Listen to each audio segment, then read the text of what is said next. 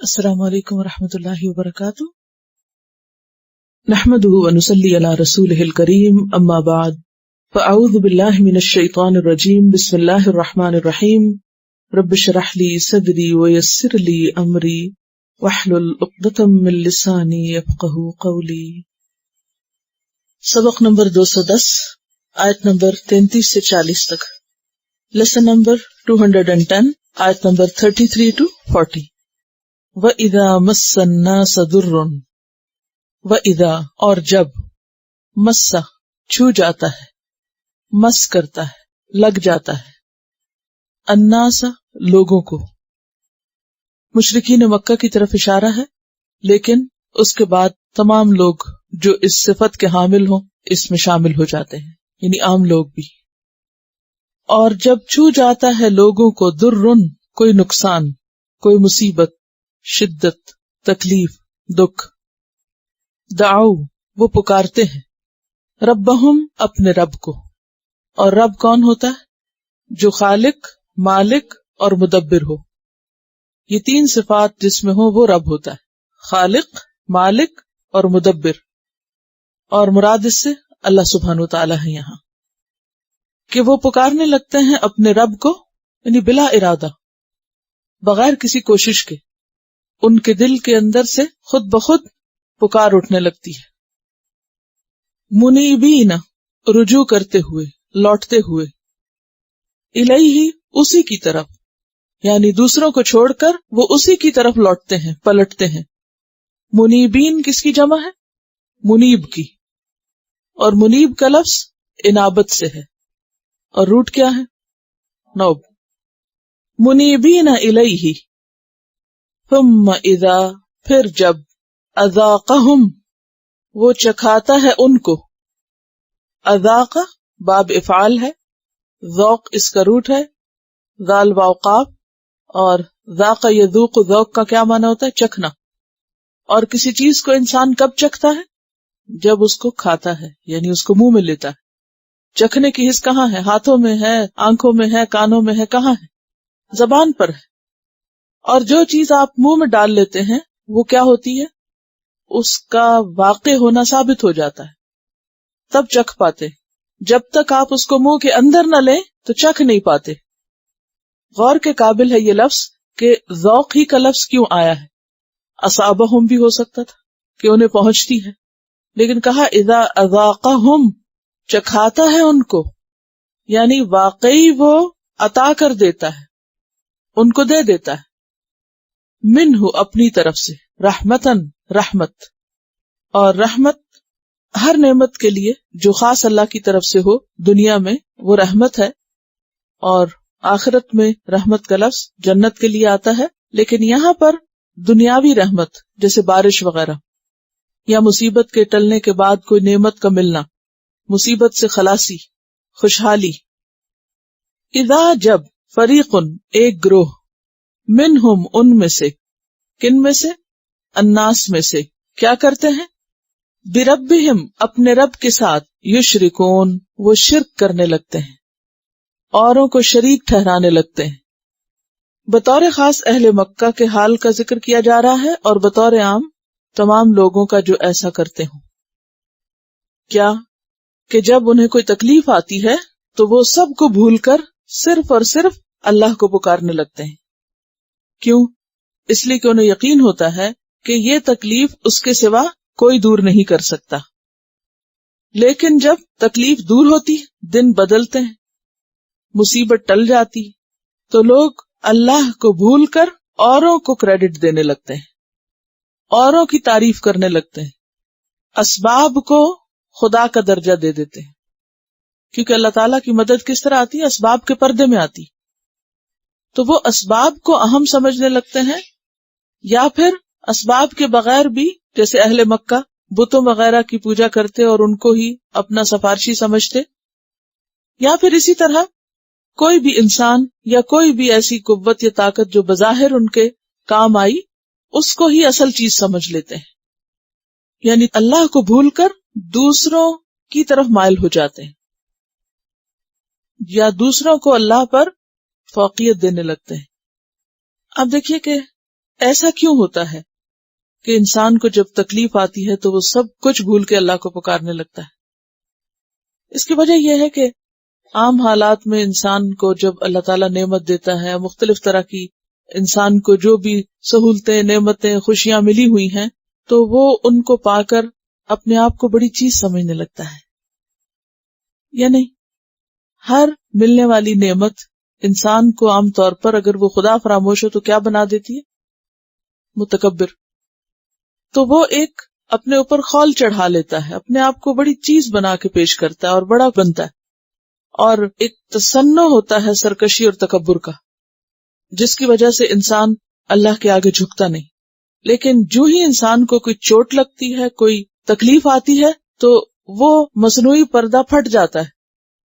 اب اس کی بے بسی سامنے آتی ہے، اس کی لاچارگی کہ وہ کچھ نہیں کر سکتا، اور اپنے دائیں بائیں دیکھتا ہے تو اپنے ہی جیسے لاچار انسان نظر آتے ہیں جو اسی کی طرح مصنوعی خول چڑھا کے متکبر بنے ہوئے ہوتے ہیں، اتراتے ہیں، اپنے آپ کو بڑی چیز سمجھتے ہیں. اور جب وہ تکلیف آتی ہے، بے بسی سامنے آتی ہے، تو پھر انسان کی اصلیت اور حقیقت خود اس کو بھی سمجھ آنے لگتی ہے اور دوسروں پہ بھی کھلنے لگتی ہے. یہ وہ وقت ہوتا ہے جب انسان اپنی حقیقی عاجزی کا اعتراف بھی کر لیتا ہے اور اظہار بھی کرنے لگتا ہے، کیونکہ اللہ لیکفروا، تاکہ کفر کریں، بما آتیناہم، ساتھ اس کے جو دی ہم نے ان کو، کیا؟ نعمت. یعنی شدت میں، تکلیف میں، مصیبت میں اللہ نے انہیں جو سہولت دی یا نعمت عطا کی، اس نعمت کا شکر ادا کرنے کی بجائے کیا کریں؟ ناشکری کریں. تو گویا بعض نعمتیں انسان کے لیے شکر گزاری نہیں، ناشکری اور کفر کا ذریعہ بن جاتی ہیں. دیکھیے بعض اوقات انسان کسی نعمت کو پا کے بہت خوش ہو رہا ہوتا ہے نا، پھول رہا ہوتا ہے، کبھی سمجھتا ہے یہ میرے علم کی وجہ سے ملی، جیسے قارون نے کہا تھا. کبھی کہتا ہے یہ مجھے فلاں اپنی سمارٹنس کی وجہ سے ملی، فلاں وجہ سے، اور کئی سبب بتاتا رہتا ہے، اور اپنی گفتگو میں ایسے الفاظ اختیار کرتا ہے کہ جو اللہ تعالیٰ کو سخت ناپسند ہو رہے ہوتے ہیں نا، کہ بجائے اس کے کہ انسان کو کچھ ملا ہے تو اسے پا کر میری طرف رجوع کرے، شکر ادا کرے، وہ الٹا کیا کرتا ہے؟ شیخیاں بگاڑنے لگتا ہے، کبھی اپنے کمال بتاتا ہے، کبھی لوگوں کے بتاتا ہے. یہی ہوتا ہے نا عام طور پہ، یا ہم اپنے ڈینگے مار رہے ہوتے ہیں کہ میری یہ ذہانت ہے، یا ہم کسی اور کی تعریفوں کے پل باندھ رہے ہوتے ہیں.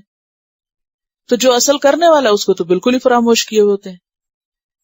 تو اس وقت انسان کو لوگ سمجھ رہے ہوتے ہیں ہاؤ لکی، کتنا خوش قسمت، لیکن وہی نعمت اس کے لیے وبال جان بن جاتی ہے، کیونکہ اس نعمت کو پا کر اس نے شکر نہیں ادا کیا، بلکہ الٹا اور اللہ کی ناشکری کے جملے بولے.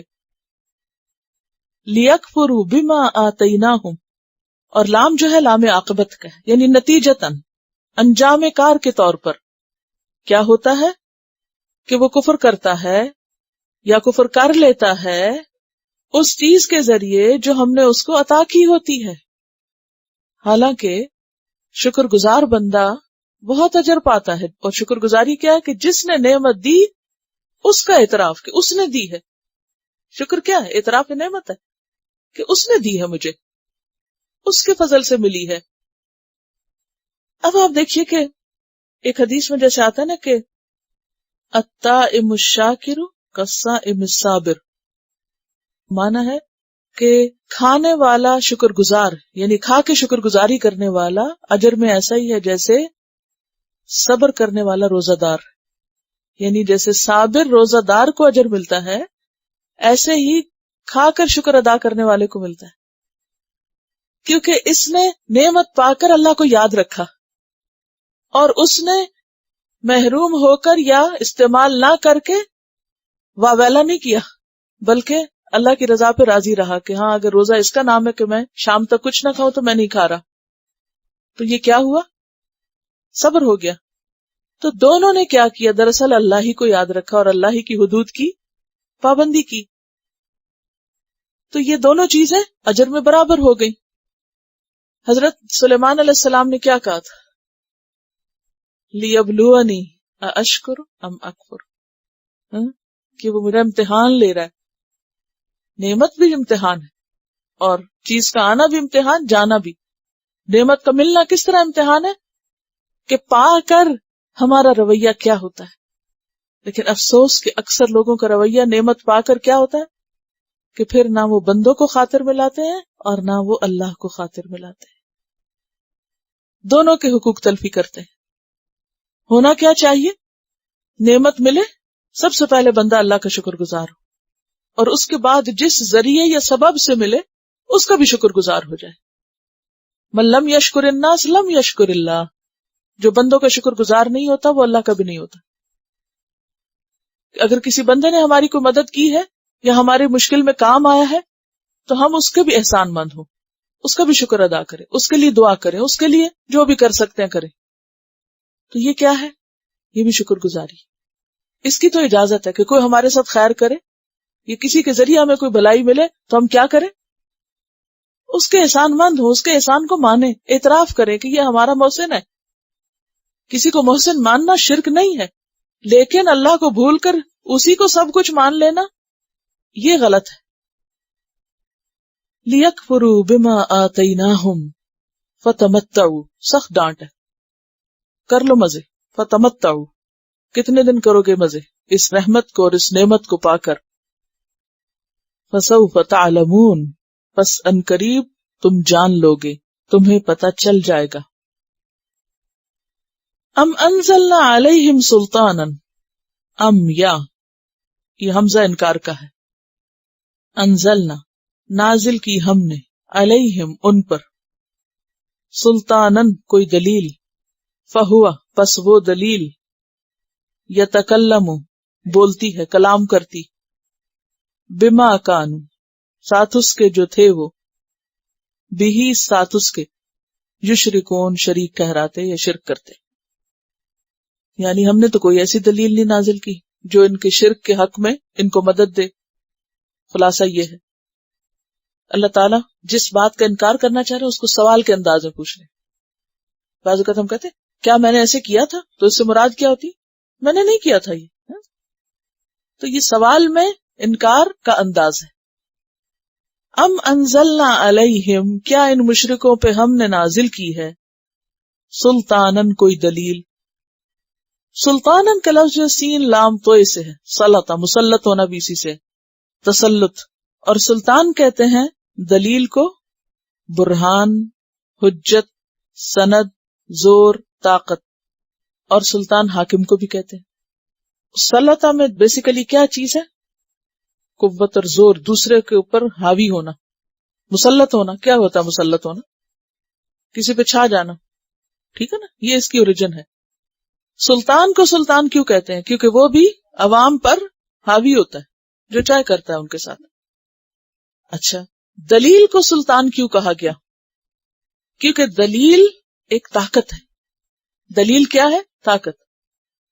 لوگ عام طور پر حسی طاقت کا استعمال خوب کرنا جانتے ہیں، لیکن دلیل کی طاقت ان کے پاس نہیں ہوتی. عموماً تشدد پہ وہ لوگ اترتے ہیں جو دلیل کی قوت سے آری ہوتے. ام انزلنا علیہم سلطانا فہو یتکلم، پھر وہ کلام کر رہی ہے، تو دلیل کلام کر رہی ہے، ٹھیک ہے. اور دلیل کا کلام جو ہے وہ صرف زبان حال سے نہیں ہوتا، وہ اس کا اپنا ایک زور مراد ہے. کیونکہ کلمہ کا کیا معنی ہوتا ہے؟ زخمی کرنا. تو بعض اوقات جو دلیل ہے یا بات ہے وہ آپ زیادہ دوسرے کو کنونس کر سکتے ہیں اس سے بنسبت مار داڑ کے، تشدد کے. تو یہاں پر کہا یہ جا رہا ہے کہ ہم نے کوئی ایسی دلیل نہیں اتاری جو بول کے یہ کہہ رہی ہو کہ ان کا شرک کرنا بالکل بجا ہے یا درست ہے. پھر فرمایا وَإِذَا أَذَقْنَا النَّاسَ رَحْمَةً، اور جب ہم چکھاتے ہیں لوگوں کو رحمت. پھر یاد رکھیے چکھانا جیسے کوئی نوالا کسی کے منہ میں چلا جائے تو پھر وہ کیا ہے؟ دانتوں کے تلے آ کے بس اسی کا ہو گیا، اب آپ اس کو نکال نہیں سکتے اس کے منہ سے. بچے جب کبھی کچھ غلط چیز لے لیں نا منہ میں تو اس زور سے دبا لیتے ہیں کہ آپ ان سے مشکل سے نکال پاتے. تو وہ چکھنا جو ہے یہ کسی بھی چیز کا پوری طرح مل جانا ہے. لے لینا ہے، اس کا ٹیسٹ آ جانا ہے. کیونکہ کسی بھی نعمت کو جب آپ لے کے اس کو انجوائے کرنے لگتے ہیں تو وہاں پھر آپ کی ایک سینسز ساتھ چل رہی ہیں نا، یعنی کہ آپ واقعی آپ کو یقین آ گیا. کیونکہ بہت سی خوشیاں آپ کو ملتی ہے تو آپ کہتے ہیں واقعی مل گئی، آپ کو یقین نہیں آتا نا. ہاں تو یہاں پر یہ کہ جب ہم چکھا دیتے نہیں، وہ چکھ لیتے، مزہ چکھ لیتے ہیں، واقعی مل جاتی ہے ان کو، وہ خوش ہو جاتے ہیں اس سے. اذقنا الناس رحمتن، اور الناس سے مراد یہاں سب لوگ، عام لوگ نہیں، بلکہ جو ان صفات کے حامل ہوں وہ مراد ہے جن کی آگے بات ہو رہی ہے. یعنی ہر ایک ایسا نہیں ہے، اس میں سے سچے مومن ایکسکلوڈ کر دیے جائیں گے کیونکہ ان کی یہ شان نہیں ہوتی. الناس سے مراد یہاں ال جو ہے استغراق کا نہیں ہے، ٹھیک ہے، یعنی اس میں وہ لوگ مراد ہیں جو اس کردار کے حامل ہوں جو اس آیت میں بیان کیا جا رہا ہے. وَإِذَا أَذَقْنَا النَّاسَ رَحْمَةً، اور جب ہم چکھاتے ہیں لوگوں کو رحمت، نعمت، صحت، خوشحالی، جو بھی ان کی مرضی کی پسند کی کوئی چیز ہو، کیونکہ ہر شخص رحمت کس کو قرار دیتا ہے؟ جس کی اس کو ضرورت ہوتی. تو کیا ہوتا ہے لوگوں کو؟ فرحوا بہا، پا کر اترانے لگتے ہیں. فرحوا بہا، اس پر اکڑنے لگتے ہیں. فرحا جو ہے دونوں طرح استعمال ہوتا ہے. بیسیکلی فرح کا مطلب ہوتا ہے خوش ہونا، فرحا خوش ہونا. اور کیا خوش ہونا کوئی بری بات ہے؟ کوئی بری بات نہیں، خوش ہونے کی اجازت ہے اگر آپ شکر گزار ہیں. کون سی خوشی ناپسندیدہ ہے؟ جو انسان کو اطراحٹ کی طرف لے جائے، تکبر اور سرکشی کی طرف لے جائے، جس میں انسان اللہ اور بندوں کو کوئی چیز نہ سمجھے، اللہ کو بھی بھول جائے اور بندوں کو بھی بھول جائے. وہ کیفیت جو ہے وہ ناپسندیدہ ہے. تو کچھ لوگوں کو جب ہم مصیبت سے نکال کر رحمت کا مزہ چکھاتے ہیں تو اس پر وہ اترانے لگتے ہیں. ایسے انسانوں کی یہاں تنگ ظرفی، ناشکری اور چھچورے پن کا ذکر ہے. وَإِن تُصِبْهُمْ سَيِّئَةٌ، اور اگر پہنچتی ہے ان کو کوئی تکلیف، بما بوجہ، بسبب، قدمت ایدیہم، آگے بھیجا ان کے ہاتھوں نے، اذا ہم یقنطون، تب وہ مایوس ہو جاتے ہیں، ہمت ہار بیٹھتے ہیں. یہاں آپ دیکھ رہے ہیں کہ رحمت کو اللہ نے صرف اپنی طرف سے کہا، یہ نہیں کہا بما قدمت ایدیہم، جو ہم ابھی بات کر رہے تھے نا کہ یہ اس وجہ سے ہو گیا اور اس وجہ سے ہو گیا. لیکن سیئہ کے لیے کہا بما قدمت ایدیہم. اس سے کیا پتہ چلتا ہے کہ بہت سی مصیبتیں اور بہت سی تکلیفیں انسان کے اپنے ہاتھوں کی کمائی سے آتی. وَإِن تُصِبْهُمْ سَيِّئَةٌ، اور اگر پہنچتی ہے ان کو کوئی تکلیف، شدت، مصیبت، ناپسندیدہ حالت. سیئہ کس سے ہے؟ سوء سے. اور سوء کس کو کہتے ہیں؟ ہر وہ چیز جو کرنے والے کے لیے ناگواری کا، تکلیف کا سبب بنے. جی صفت ہے سیئۃ بما قدمت ایدیہم، بوجہ اس کے جو ان کے ہاتھوں نے آگے بھیجا، یعنی ان کے اپنے گناہوں کی شامت کے طور پر. اذا ہم یقنطون، جب وہ شدید نا امید ہو جاتے ہیں. قنوت جو ہے تے سے نہیں طا سے، فرق ہے کیونکہ دعائے قنوت اور چیز ہے اور قنوت طا سے اور چیز ہے. یہ شدت مایوسی کے لیے آتا ہے. ایک ہوتا ہے مایوسی اور ایک ہوتا ہے شدت مایوسی. مایوسی کے لیے عربی میں کیا لفظ آتا ہے؟ یأس. یأس. واللاتی یئسن من المحید. اور قنوت جو ہے یہ ہے مایوسی سے بھی شدید تر چیز، یعنی انتہا مایوسی جس کے بعد کوئی امید کی کرن باقی نہ رہے. اولم یرو، کیا انہوں نے دیکھا نہیں؟ اور یرو یہاں یعلمو کے معنوں میں، کیا وہ نہیں جانتے؟ ان اللہ، بے شک اللہ تعالی، یبسط الرزق، پھیلاتا ہے، وسیع کرتا ہے رزق کو، لمن یشاء، جس کے لیے وہ چاہتا ہے، ویقدر، اور وہ تنگ کر دیتا ہے، کم کر دیتا ہے، اندازے سے دیتا ہے، گن گن کے دیتا ہے، نپا تلا دیتا ہے. یعنی تم نہیں جانتے کہ یہ اللہ ہی کے ہاتھ میں ہے. اور دونوں ہی کیا ہے؟ امتحان. رزق کا ملنا بھی اور نہ ملنا. لیکن ہم آدھی بات جانتے ہیں، اور وہ کیا؟ جب تنگی ہوتی ہے تو اس کو امتحان کہتے ہیں یا آزمائش کہتے ہیں، ابتلا کہتے ہیں. خوشحالی کو کبھی بھی امتحان نہیں سمجھتے. لیکن سلیمان علیہ السلام نے کیا کہا تھا؟ ھذا من فضل ربی لیبلونی ااشکر ام اکفر. اور خود اللہ تعالیٰ دونوں حالتوں کو قرآن مجید میں امتحان کہتے ہیں. وَنَبْلُوكُمْ بِالشَّرِّ وَالْخَيْرِ فِتْنَةً. ہم آزما رہے ہیں تم کو شر کے ساتھ بھی اور خیر کے ساتھ بھی آزمانا. دونوں چیزیں آزمائش. نعمت کا ملنا آزمائش اور نعمت کا جانا آزمائش. رزق کا ملنا آزمائش اور رزق کا جانا آزمائش. اور یقدر کا معنی کیا ہوتا ہے؟ تنگ کرنا، مقدار مقرر کرنا، جچا تلا، اندازہ مقرر کر کے دینا. مقدار جو ہے وہ پھر ہو جاتا ہے. اب آپ دیکھیے کہ بست ہوتا پھیلا دینا. اس لیے کہا جاتا ہے نا کہ گن گن کے نہ دو اللہ کے راستے میں، ورنہ کیا ہوگا؟ اللہ بھی گن کے دے گا. یہی یقدر جو ہے نا اسی میں آ جاتا ہے. ان فی ذالک، بے شک اس میں، کس میں؟ رزق کے بست اور قدر میں، لآیات، البتہ نشانیاں ہیں بہت سی، لقوم یؤمنون، اس قوم کے لیے جو ایمان رکھتی ہو. کیونکہ ایمان والے ہی فائدہ اٹھاتے ہیں، انہی کو نشانیاں نظر آتی ہیں، دوسرے ان نشانیوں کو نہیں دیکھ سکتے کیونکہ ان کا اللہ پہ بھروسہ نہیں ہوتا. وہ یہ نہیں سمجھتے کہ دینے والا بھی وہ ہے، لینے والا بھی وہ ہے. فآت ذی القربى، اور ذی القربى سے مراد قرابت دار ہیں، رشتہ دار ہیں. اور پھر ان میں بھی جو اقرب ہے، سب سے پہلے اس کا حق ہے. ٹھیک ہے، ذی القربى میں پہلا حق کس کا ہے؟ والدین کا. فالاقرب الاقرب الاب والام احقهما، سب سے زیادہ حقدار ہیں. کس کے؟ نیکی کے، خیر کے. اور پھر اس کے بعد باقی رشتہ دار جو اس سے کم ہے، وہ بھی حقدار ہیں صلہ رحمی کے. آپ نے کبھی غور فرمایا کہ بر الوالدین آتا ہے اور صلہ رحمی آتی ہے؟ غور کیا کبھی؟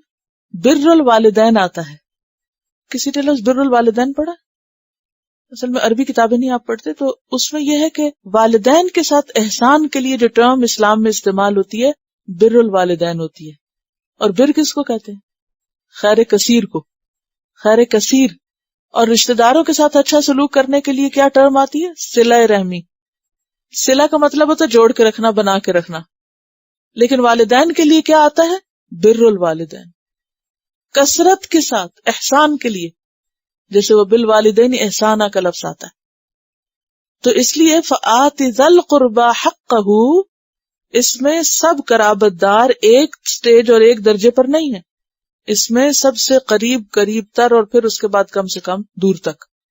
اور پھر حقہ، ان کا حق، یعنی رشتہ داروں کو ان کا حق دو. خاص طور پر یہاں مال میں سے حق دینے کی بات ہے، کیونکہ پیچھے رزق کی بات آ رہی ہے نا. یعنی حق کہا گیا ان کو، ان کا حق بتایا گیا مال میں. یہ نہیں کہا کہ ان پہ احسان کرو، یعنی کہ ان کے ساتھ بس کچھ کر دو جو دل چاہے. نہیں، حق دو. تو اس سے یہ پتہ چلتا ہے کہ یہاں امر جو ہے نا، امر وجوب کا ہے، واجب ہونے کا. امر حکم کو کہتے ہیں نا، کرو ایسے. تو یہ نہیں کہ اچھا دل چاہے گا تو کریں گے، نہیں، کرو، کرنا ہوگا تمہیں، واجب ہے، لازم ہے، فرض ہے تم پر. کیا کہ اگر تمہارے رشتہ داروں میں کوئی ضرورت مند ہے تو تمہیں کیا کرنا ہوگا؟ اس کا حق دینا ہوگا. یہ فرض کفایہ کے درجے میں ہے. کیا مطلب فرض کفایہ کا؟ اگر کوئی خاندان میں سے ایک کر رہا ہے تو باقیوں کی پوچھ کم ہو جائے گی، اور اگر کوئی بھی نہیں کر رہا تو سب پوچھے جائیں گے. ٹھیک ہے، تو انسان اپنے مال میں سے سب سے پہلے کس کو دے؟ رشتہ داروں کو، اور رشتہ داروں میں سے سب سے پہلے والدین کو. یہ ہے ترتیب کام کرنے کی. اور پھر آپ دیکھیے کہ جتنا ان کا حق ہے وہ دو، یعنی ہر ایک کو اس کے حق کے مطابق. یہ نہیں کہا کہ ایک ہی کو سارا حق دے دو اور باقی سب کو حق سے محروم کر دو. یہ ایک مشکل ہماری یہ بھی ہے نا کہ جب ہم رشتہ داروں کو دینے لگتے ہیں تو اوروں کو بھول جاتے ہیں. اس لیے ساتھ ہی فوراً فرمایا والمسکین، ان کو بھی یاد رکھنا چاہے وہ رشتہ دار نہیں بھی. اور مسکین کون ہوتا ہے؟ محتاج.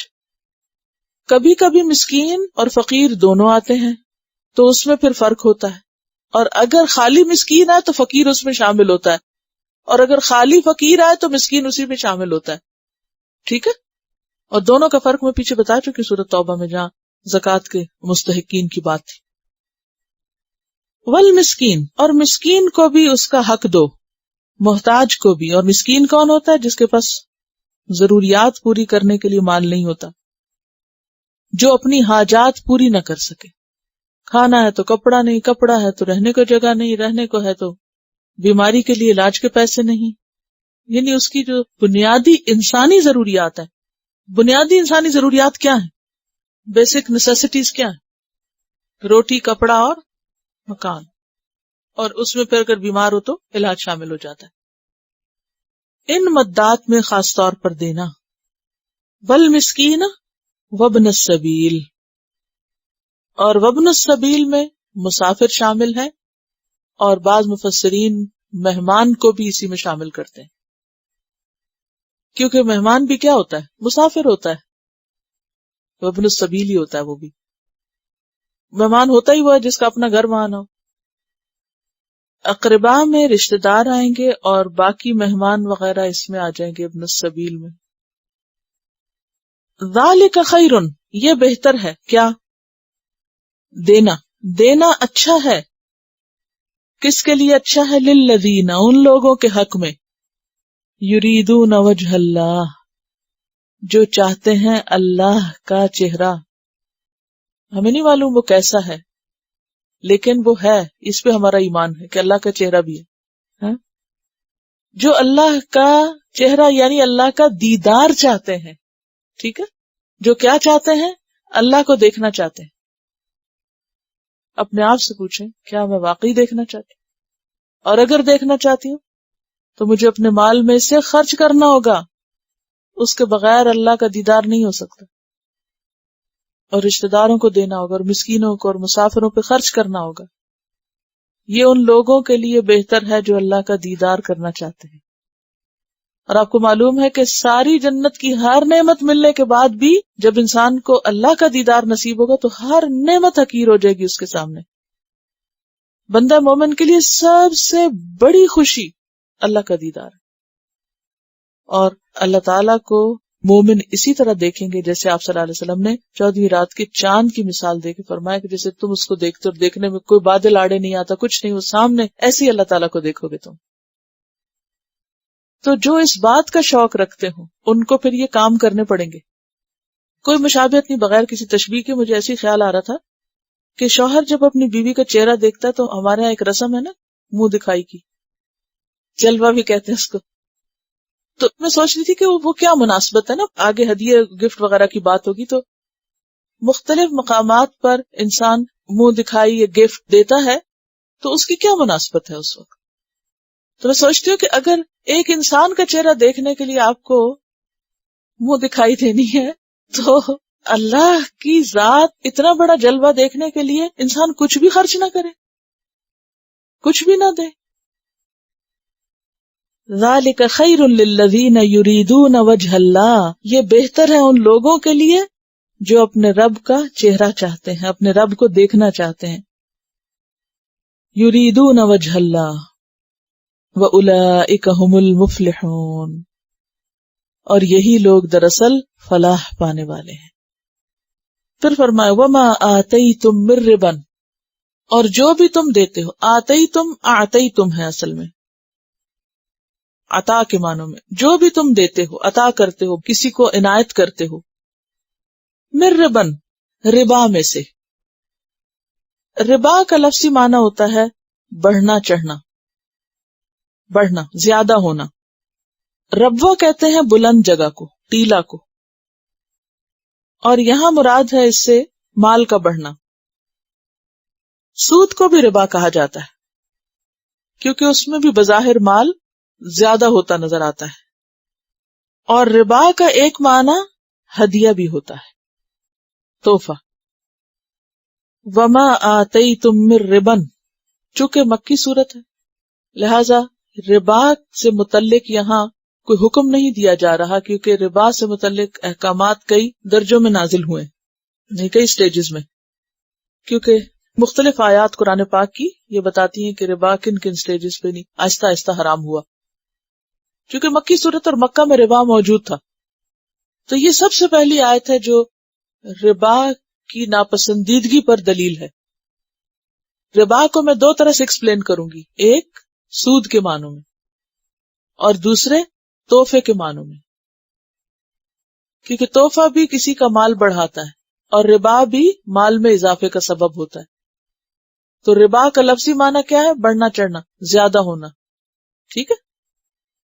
اب اگر پہلا معنی ہم لیں اس میں سود کا، تو حکم کیا ہے؟ جو بھی تم دیتے ہو سود میں سے، لیربوا، تاکہ وہ زیادہ ہو، فی اموال الناس، لوگوں کے مال میں، یعنی جو بھی تم سود دیتے ہو تو سود لینے والے کے مال میں کیا ہو؟ اضافہ ہو جائے. فلا یربو عند اللہ، وہ نہیں بڑھتا اللہ کے ہاں. یعنی اللہ کی نظر میں ربا کا جو نظام یا طریقہ ہے وہ مال میں حقیقی اضافے کا سبب نہیں ہے. کیوں؟ کیونکہ اللہ سبحانہ وتعالی سورۃ البقرہ میں فرماتے ہیں یمحق اللہ الربا ویربی الصدقات، اللہ سود مٹاتا ہے اور صدقات کو بڑھاتا ہے، نشو نما دیتا ہے، اس کو زیادہ کرتا ہے. یعنی اس پہ توجہ کرو، جو صدقہ دے اس کا مال حقیقت میں بڑھتا ہے. کیونکہ حدیث میں آتا ہے نا کہ جب کوئی شخص حلال کمائی میں سے ایک کھجور کے برابر بھی صدقہ کرتا ہے تو اللہ تعالیٰ اس کو اپنے دائیں ہاتھ میں لیتا ہے، پھر اس کو پالتا ہے جیسے تم میں سے کوئی اپنے گھوڑے کے بچے کو پالتا ہے، یہاں تک کہ ایک کھجور احد سے بھی بڑی ہو جاتی ہے، پل پل کے بڑھ بڑھ کے گرو کرتے کرتے. کھجور کتنی سی ہوتی؟ اتنی سی. کھجور کی ایک لمٹ ہے نا، جب اگتی ہے تو زیادہ سے زیادہ بڑی کھجور آپ نے کتنی دیکھی ہوگی؟ کچھ ہوتی ہے بڑی بڑی لیکن اتنی بڑی نہیں ہوتی. لیکن وہ کھجور جو خالصتاً اللہ کی رضا کے لیے دی گئی ہو کسی کو، تو ایک کھجور ایک پہاڑ کے وزن جتنی ہو جاتی ہے، بڑھ بڑھ کے موٹی ہو کے، سائز اس کا اتنا زیادہ ہو جاتا ہے. قیامت کے دن اجر میں وہ احد کے برابر اعمال نامے میں شمار ہوگی. خالصتاً اللہ کی خاطر اگر کچھ دیا، صدقہ اس طرح بڑھتا ہے. یعنی سوسائٹی میں صدقے کی وجہ سے اتنی خیر پھیلتی ہے، لیکن سود کی وجہ سے اگر بظاہر کسی کو کچھ زیادہ مال ملتا نظر بھی آتا ہے تو اس سے اللہ کی نگاہ میں وہ خیر یا وہ جو اس کا حقیقی فائدہ ہے وہ نہیں ہوتا، کیونکہ حرام میں ویسے ہی برکت کوئی نہیں ہوتی اور نہ اس کے لینے دینے والے کو کوئی ثواب ہوتا ہے، بلکہ الٹا پکڑ ہوتی ہے. وما آتیتم من زکات، اور جو بھی دیتے ہو تم زکات میں سے، اور زکات سے مراد یہاں کیا ہے؟ صدقہ، کیونکہ زکات کہاں فرض ہوئی تھی؟ مدینہ میں جا کر، اور یہ مکی صورت ہے تو زکات سے مراد یہاں مطلق صدقات ہے. تریدون وجہ اللہ، تم چاہتے ہو اللہ کا دیدار جس کے بدلے، یعنی جو صدقہ تم دیتے ہو جس کے بدلے صرف اللہ کی رضا چاہیے. فَأُولَئِكَ هُمُ الْمُضْعِفُونَ، تو یہی لوگ وہی دراصل اضافہ کرنے والے ہیں، بڑھانے والے ہیں، ضعف سے دو چند کرنے والے، زیادہ کرنے والے. کیونکہ من ذا الذی یقرض اللہ قرضا حسنا فیضاعفہ لہ ولہ اجر کریم، سورۃ الحدید آیت 11. ایک معنی تو یہ ہو گیا، سمجھ میں آ گیا کہ جو لوگ اللہ کی رضا کی خاطر بغیر کسی دکھاوے کے، ریاکاری کے، احسان جتائے اللہ کی خاطر کسی کو کچھ دیتے ہیں، خواہ وہ صدقہ دیں، تحفہ دیں، کسی کی مدد کریں، وہ اس کا ثواب کئی گنا زیادہ پائیں گے. وہ زیادہ کرنے والے، کیا زیادہ کرنے والے؟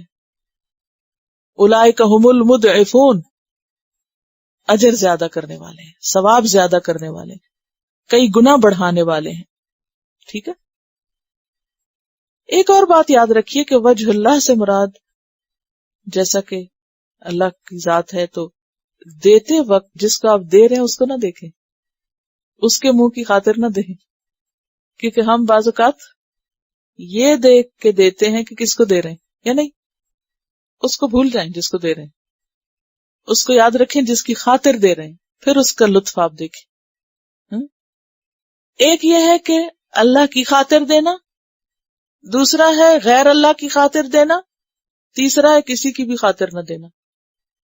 یہ 3 آپشنز ہیں آپ کے پاس، چوتھی کوئی نہیں۔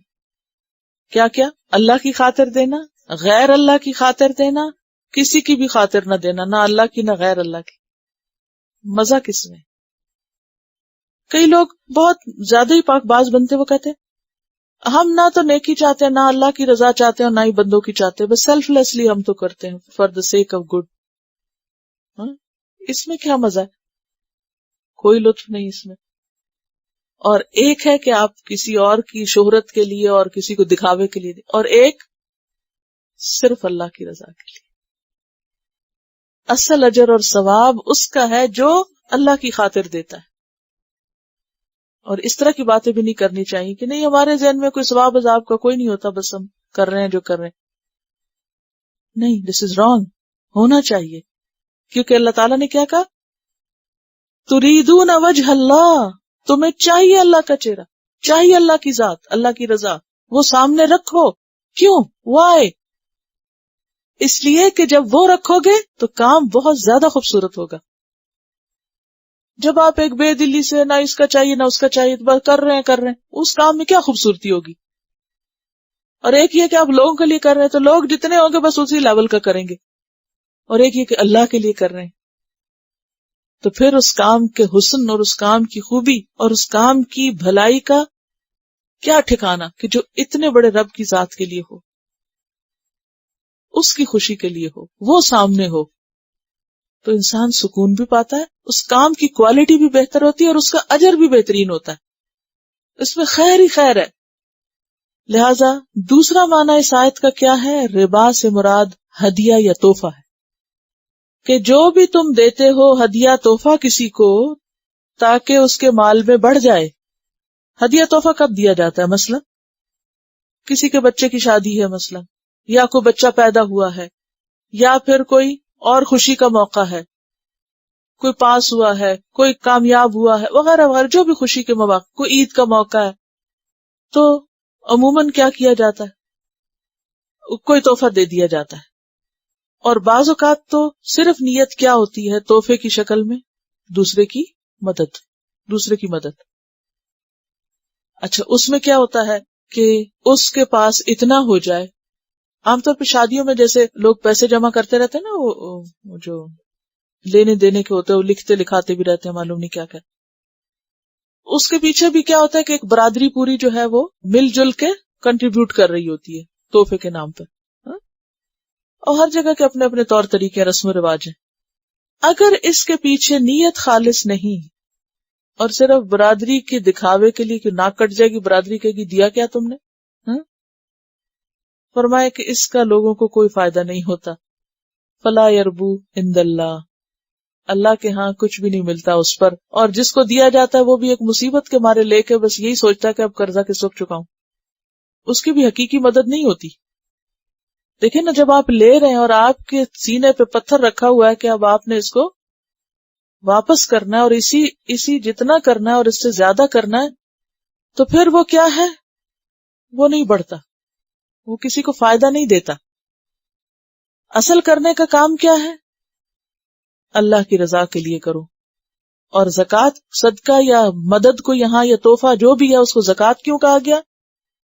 کیونکہ جو کام اللہ کے لیے کیا جاتا ہے وہ انسان کے نفس کی پاکیزگی کا ذریعہ بنتا ہے، مال کو بھی پاک کرتا ہے، آپ کے اندر کا بغض حسد بھی دور ہوتا ہے، نفرتیں بھی دور ہوتی ہیں، کیونکہ نبی صلی اللہ علیہ وسلم فرمایا نا کہ تہادو تحابو، ایک دوسرے کو ہدیہ دو کہ ایک دوسرے سے محبت بڑھے۔ ہدیے کا اصل مقصد کیا ہے؟ محبتیں بڑھانا، اور سیکنڈری کسی کی مدد کرنا۔ لیکن جب انسان کی نیت خراب ہوتی ہے تو پھر نہ وہ خوشی کا سبب بنتا ہے اور نہ ہی کسی کو حقیقی معنوں میں پھر وہ فائدہ دیتا ہے، وہ الٹا بلکہ بوجھ بن جاتا ہے اور دینے والے کو بھی کچھ نہیں ملتا. وہ دیکھیں نا فاولئک هم المضعفون، کون ہے جو اللہ کی خاطر دیتے. آپ دیکھیے اسلام کی خوبصورتی کہ اللہ تعالیٰ کیا چاہتا ہے کہ جب کوئی دے، لینے والے کو بھی فائدہ ہو اور دینے والے کو بھی ہو، سبھی اس سے فائدہ اٹھائیں. تہادو تہابو باب تفاعل ہے، ایک دوسرے کو دینا، لینا دینا. اگر اس میں نیت اللہ کی رضا ہوگی تو تم کو زیادہ سے زیادہ فائدہ پہنچے گا. وما آتیتم من ربا لیربو فی اموال الناس فلا یربو عند اللہ، کوئی برکت نہیں اس میں. وما آتیتم من زکاۃ تریدون وجہ اللہ فاولئک هم المضعفون. ایک طرف ربا ہے اور ایک طرف زکوٰۃ ہے. ربا بھی کب لیا جاتا ہے؟ جب معاشرے میں ضرورت ہوتی ہے کسی انسان کو، اور زکوٰۃ بھی ضرورت مندوں کو دی جاتی ہے. ایک ہے ضروریات پوری کرنے کا طریقہ ربا اور دوسرا ہے زکوٰۃ. تو اصل فائدہ کس کا ہے؟ جو کام اللہ کے بتائے ہوئے طریقے پر ہو اور اللہ ہی کی خاطر ہو. اللہ الذی خلقکم، اللہ وہ ذات ہے جس نے تم کو پیدا کیا. خلق کیا ہے؟ ایجاد بتقدیر. ثم رزقکم، پھر اس نے رزق دیا تم کو.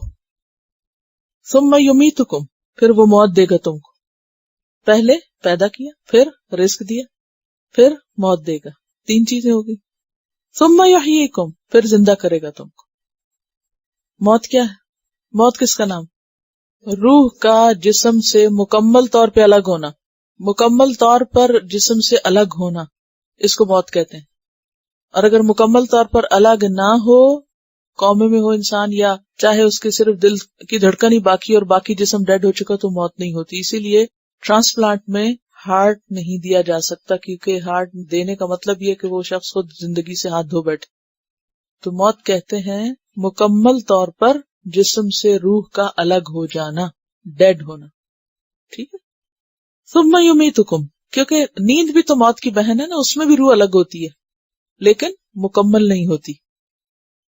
حل من شرکائکم، کیا ہیں تمہارے شریکوں میں سے کوئی، من یفعل، جو کر سکیں، من ذالکم، اس میں سے، من شیئن، کوئی کام. اب شرک کی مکمل تردید کر دی گئی. کوئی زندگی دے سکے تم کو، کوئی رزق دے سکے، کوئی موت دینے والا ہو، کوئی زندگی دینے والا ہو، نہیں. ابراہیم علیہ السلام نے اللہ تعالیٰ کا جب تعارف کرایا تھا نمرود کے سامنے تو کیا کہا تھا؟ ربی الذی یحیی و یمیت، میرا رب وہ ہے جو زندہ کرتا ہے اور موت دیتا ہے. قال انا احیی و امیت، تو اس نے کیا دعویٰ کیا تھا کہ میں زندہ کرتا ہوں اور میں موت دیتا ہوں. تو یہاں پوچھا یہ جا رہا ہے کہ اگر کوئی اور ہے تو بتاؤ اس کا، تمہارے شریکوں میں سے، اور اگر کوئی نہیں ہے تو پھر کیا کرو؟ سب کو چھوڑ کر ایک اللہ کے ہو جاؤ. سبحانہ، پاک ہے وہ، وتعالی، اور بہت بلند ہے، عما یشرکون، اس سے جو وہ شریک ٹھہراتے ہیں. جو بھی لوگ شرک کرتے ہیں، اللہ کے ساتھ کسی اور کو برابر قرار دیتے ہیں، وہ سب کیا ہیں؟ شرک کر رہے ہیں، اور شرک باطل ہے. ذالک بأن اللہ هو الحق وأن ما يدعون من دونه هو الباطل. تو سبحانہ وتعالی عما یشرکون. تو یہاں پر سبق کا اختتام ہوتا ہے. آغاز کیا تھا؟ کچھ لوگوں کے شرک کرنے کی بات تھی، اذا فریق منہم بربہم یشرکون. اور آخری آیت میں کیا بتایا گیا؟ کہ جب کوئی اور تمہیں رزق اور موت اور زندگی نہیں دیتا، یعنی خلق میں آغاز ہے اور پھر دوبارہ جینے میں اختتام ہے. تو جب اول و آخر کا مالک وہ ہے تو بیچ میں یہ اوروں کو تم نے کہاں سے شامل کر لیا؟ لہٰذا انسان کے لیے سب سے اہم چیز کیا ہے کہ وہ ہر طرح کے شرک خفی اور جلی سے بچے. تلاوت سنیے.